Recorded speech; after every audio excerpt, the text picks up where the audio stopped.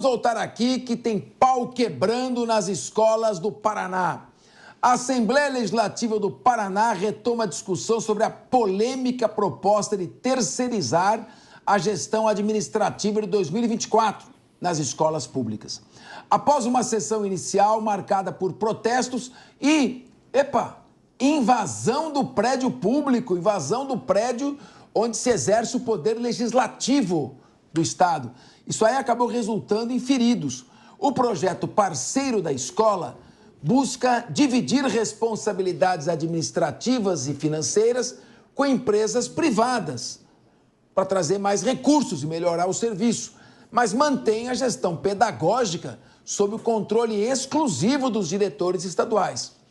Críticos veem na medida uma privatização do ensino, a Ana Paula falando das expressões, enquanto o governo defende a iniciativa como forma de melhorar a qualidade educacional. Diego Tavares, depois Felipe Monteiro, sem mureta. Quero ouvir vocês. Capês, vamos lá. Primeiramente, parabéns ao governador Ratinho Júnior por essa medida. Mostra que ele tem compromisso com a qualidade de ensino lá no estado dele. Eu tenho certeza que se isso for aprovado lá e não for aprovado mais em outro estado, muito em breve, em muito pouco tempo, nós teremos a melhor educação pública do Brasil lá no Paraná. Eu acho muito interessante o que aconteceu na Alep ontem, porque os manifestantes que quebraram tudo lá, que foram lá depredar, os vândalos, né? São todos sindicalistas ligados a movimentos político-partidários de esquerda.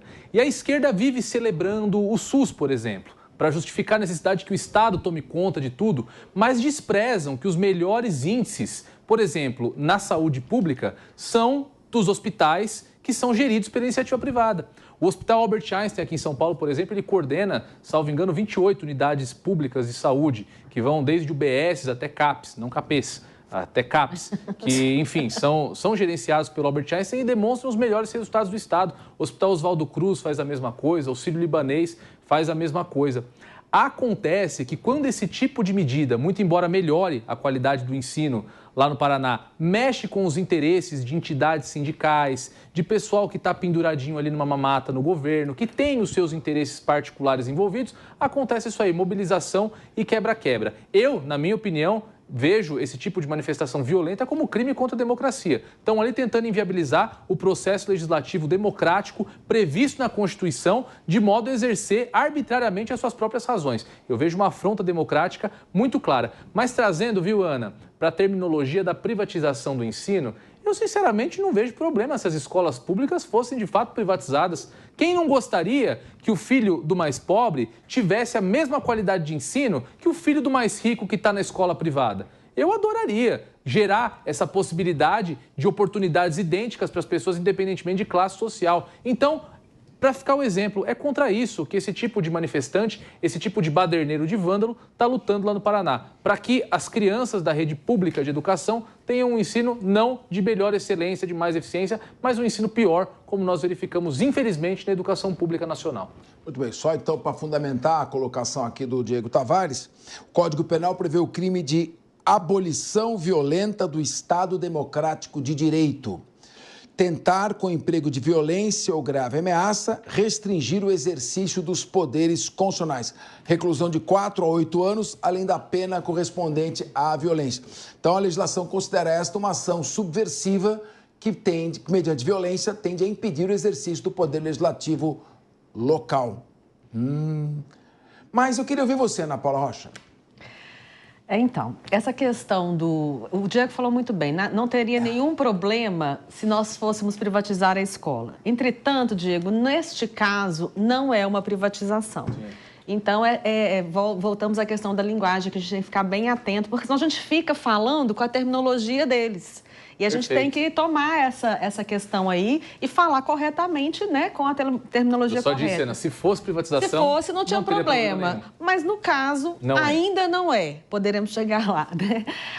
O governador Ratinho Júnior, eu vi recentemente uma entrevista dele, ele explicando essa questão, né? Na verdade, existe um projeto piloto lá já em funcionamento, com sucesso, os números são muito positivos, o resultado é muito positivo. Então, ele agora vai ampliar, né, para o Estado uma experiência que já deu certo. E como foi bem dito aqui, a parte de gestão é que será privatizada e a parte pedagógica permanece sob a tutela do Estado. Então, eu vejo com muito bons olhos, o governador Ratinho tem feito um trabalho muito interessante no Paraná e essa é uma das iniciativas que foi bem sucedida, né? Fazendo só um recorte aqui nessa questão da educação, nós precisamos, já foi dito aqui na mesa, né? Nós estamos com uma educação do setor público muito deficitária, né? Nós estamos entregando uma geração que não sabe ler, que não sabe qual é a capital de São Paulo, que não sabe que a palavra beijo tem 2 sílabas, que não sabe se expressar corretamente na língua portuguesa e não está preparada para o mercado de trabalho e nem para a vida. E nós precisamos rever este modelo. E esta é uma tentativa de fazer algo pela educação. Então, eu vejo, sim, com muito bons olhos e o governador está de parabéns. Muito bem. Olha, eu tinha ficado de chamar o nosso Felipe Monteiro, mas acontece que eu quero ouvir a opinião dele, que é sem polêmica, após o break, porque o pau vai quebrar. Linha de frente.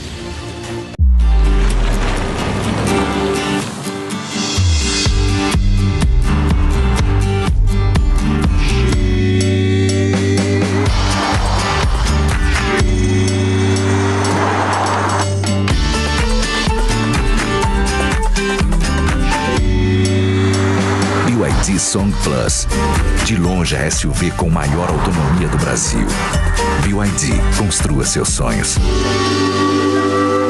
3 em 1, de segunda a sexta, às 4 da tarde, na Jovem Pan News. Jovem Pan News. Eu acredito em informação financeira, em educação financeira. Por isso que eu criei o Minuto Toro de Ouro e depois o Curso Toro de Ouro. Milhares de pessoas já aprenderam sobre os indicadores essenciais do mercado, de PIB a PMI, de payroll até curva de juros invertida. Os meus alunos agora conseguem montar suas estratégias financeiras com mais assertividade. Foi uma grande vitória. Mas chegou a hora do próximo passo. É hora de aprender sobre novos indicadores econômicos. Chegou o Curso Toro de Ouro 2. Você vai aprender o que é índice de força relativa, reflação, como funciona o mercado de commodities. Esse curso foi feito para você que já fez o curso Toro de Ouro 1 e para você que já conhece alguns indicadores do mercado e quer se aprofundar para se tornar um expert. Acesse a newcursos.com.br e garanta a sua vaga. Eu sou Pablo, vai Torinho! Linha de frente. Voltamos agora com essa discussão de uma parceria público-privada em que as empresas injetariam recursos nas escolas públicas, mas que as escolas públicas conservariam exclusivamente a direção pedagógica. Tem gente que não gostou. Você gostou, Pepe? Capês, é um ponto interessante, né? Eu acho que em 2024 a esquerda levantar a pauta contra a privatização ou fazendo narrativas contra a privatização, como bem disse a Ana, eu acho completamente equivocado, né? Privatização é bom, concessão é bom. O Diego trouxe aqui o exemplo dos hospitais que são geridos pelas organizações sociais, que têm indicadores melhores do que os hospitais geridos pelo poder público. E realmente, na saúde, Diego, tem uma diferença da educação que é normal as organizações sociais administrarem e ter a gestão dos hospitais públicos, né? Tem um histórico disso que veio com o Mário Covas, né, saudoso governador do estado de São Paulo, né? Na educação, a gente não tem muita figura das OS gerindo a educação. E quando eu vejo, por exemplo, a proposta do Ratinho Júnior, né, eu vejo com bons olhos, mas ao mesmo tempo eu vejo com uma certa reticência. Por que eu vejo com bons olhos? Porque eu conheço a experiência das parcerias público-privada em educação em Minas Gerais, em Belo Horizonte, a Inova BH, por exemplo, que ela é responsável, a concessionária, tanto por fazer manutenção, quanto para fazer a alimentação, né, dessas escolas e deixa a função do poder público dos municípios somente com um projeto pedagógico. Mas tem um ponto nesse projeto Ratinho Júnior que eu vejo com certa reticência, que é exatamente a possibilidade de obrigar os professores e os funcionários das escolas públicas do Paraná a observar as metas e os indicadores lançados e criados pelo parceiro privado. Não dá para a gente aceitar esse tipo de situação, não é? O professor na sala de aula e os funcionários que trabalham na escola têm que ter condição, sim, de implementar o projeto pedagógico discutido de uma forma mais livre e mais correta possível, né? Se a proposta do Paraná se ativesse somente a questão da manutenção, a questão da alimentação das escolas, eu me colocaria 100% a favor. Aí tem um problema que eu queria colocar aqui, discordando do que o Diego colocou, né? Quando eu vejo a imagem de professores sendo agredidos, né, eu fico extremamente incomodado e extremamente angustiado, né? Professor não pode receber borrachada por querer entrar e participar do debate público na Assembleia Legislativa do Paraná. Tem barulho em qualquer lugar, Diego. Agora, você vê, por exemplo, o que aconteceu no Paraná, e não dá para você esquecer, não lembrar do que aconteceu em 2015 no Paraná, não é? Que 200 professores foram feridos pela Força Policial Estatal. Então, infelizmente, se o governo do Ratinho Júnior tem uma certa deficiência de se comunicar com os professores e os funcionários das escolas de modo a participar do debate, esse é o problema dele. Mas o fato que temos que debater, temos que discutir essas questões de políticas públicas de uma forma muito mais efetiva e muito mais profunda. PP, violência para impedir o processo democrático é inadmissível, meu amigo. Concordo com você. Isso não é manifestação de todo mundo que isso tem que ser repelido com força policial, como foi aqui em São Paulo. Como aconteceu lá com o governador Caiado, quando manifestantes do MST invadiram propriedades por lá. Mas, Diego, desculpa. São coisas completamente diferentes. Não são nada diferentes. Diego Tavares e Felipe. Professor sendo achacado, sendo agredido por policial. O professor que opta para cometer crime... Você não liga para a educação como eu ligo, Não, eu ligo para a educação. Eu tenho mãe professora. Eu sei bem como é que é a realidade dos professores. Que sua mãe jamais prestaria esse papel, Pepe. Eu sei bem como é que são os professores do Brasil. O que está acontecendo... 98% são corretos e honestos. Não dá para o professor, em nenhuma hipótese, ser agredido por policial. Lugar de professor é com respeito. Pepe. Não é com borrachada. Pepe. Não é com borrachada, Diego. E a Assembleia Legislativa não é lugar para ato de violência. Não é ali que se efetiva a democracia. Não é com borrachada. É ali que se efetiva a democracia. Se efetiva a democracia. Violência não se justifica. Se efetiva a democracia, dando abertura para o debate, para o diálogo. Abertura para o debate que é feito pelos... E para o diálogo. Os professores, para o diálogo. Então, como existe aqui em São Paulo, como nós temos deputados estaduais eleitos pela POSP, tem que ser... Não vai querer colocar exemplos diferentes do que aconteceu no Paraná. Eu estou falando que o diálogo é pelo mandatário eleito. Desculpa, Diego. Os professores você não conhece, então, no Paraná... Você não conhece a história do Paraná. Eu conheço a história do Paraná, sim. Conheço a história do Paraná. E posso dizer uma coisa, isso não muda o fato de que não se admite violência para inviabilizar Você se lembra o que aconteceu em 2015, professor? Não se admite violência. Você se lembra o que aconteceu em 2015, professor? Felipe Monteiro, você se lembra? A história não se presta a passar pano a ato de violência. O processo da polícia contra o professor. Tem que ser efetivado. Dos policiais contra os professores. Isso é retórica, Pepe. Dos policiais contra os professores. Lugar de professor não é levando borrachada de policial. Não, na sala de aula. Também não é inviabilizando a produção legislativa. Claro que é assim. Não é. É legítimo participar do processo legislativo. Participar. Violência não. Quebra-quebra, depredação de prédio público não. É legítimo sim. Muito bem. Acalmar um pouco o ambiente. Nós não temos imagens, então fica difícil se discutir sem essas imagens.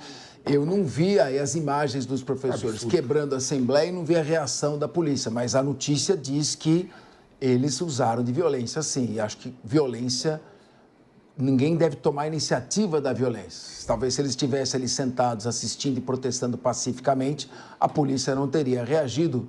Felipe Monteiro, pese embora o seu envolvimento emocional com o tema, dado a sua mãe exercer o magistério da mais digna das profissões, porque se não fosse o professor, não existiria o advogado, o médico, o engenheiro e os debatedores. Eu queria ouvir agora a Ana Beatriz Rich. Capês, é até difícil de falar depois de uma discussão tão acalorada como essa, e o que me chama a atenção é que os dois querem a mesma coisa. Eles só não estão conseguindo se entender da forma adequada de verbalizar isso, né? Ninguém aqui quer depredação de prédios públicos e desrespeito às instituições democráticas. Por outro lado, existe um livre direito de manifestação desses professores que estão se sentindo, de alguma forma, prejudicados por esse projeto de lei que pretende aprovar o governador Ratinho Júnior. Sobre o mérito do projeto em si, eu vejo ele com bastante bons olhos, porque justamente ele mantém o projeto pedagógico com o Estado, e eu acho que isso é importante porque ele precisa ser nacionalizado, né? A gente precisa de um projeto que siga as mesmas diretrizes, mas a gente sabe que existe um fracasso muito grande na administração das escolas públicas. Isso não é algo que se refere só ao Paraná, mas ao Brasil todo. Inclusive, é por isso que todo mundo que sobra qualquer dinheirinho no orçamento vai e coloca o seu filho na escola privada. Existe uma diferença gritante de qualidade de ensino, e é isso que a gente precisa modificar aqui no Brasil.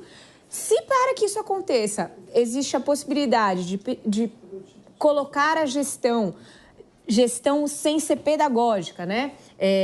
Para entes privados que vão exercer essas funções, são especializados nisso, ótimo, perfeito, excelente iniciativa. Desde que isso aconteça com todas as escolas do Estado. Porque essa é a minha crítica também com relação à história das escolas cívico-militares que o governador Tarcísio deseja implementar aqui.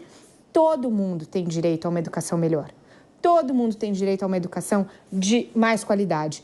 E isso, então, se colocado em prática, tem que servir para todo mundo. Ô, Bia, mas você não acha que uma boa ideia deve ser começada aos poucos? Que se der certo, ela amplia. Você não consegue fazer tudo ao mesmo tempo. Porque você dá... Não, mas é que existe uma diferença, porque você não vai colocar, por exemplo, escolas cívico-militares para todo mundo. Ao meu ver, você pode começar colocando preceitos aí dessas escolas.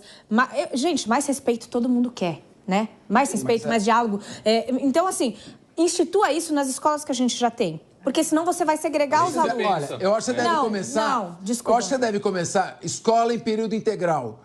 Todo mundo tem direito, mas você não consegue fazer para todo mundo, vai começando a fazer aos poucos. Escola cívico-militar tem excelente aproveitamento. Começa a fazer aos poucos. Agora, o que eu não entendi é o seguinte, Ana Paula, nós estamos terminando já o tempo. Nós já... Tudo bem.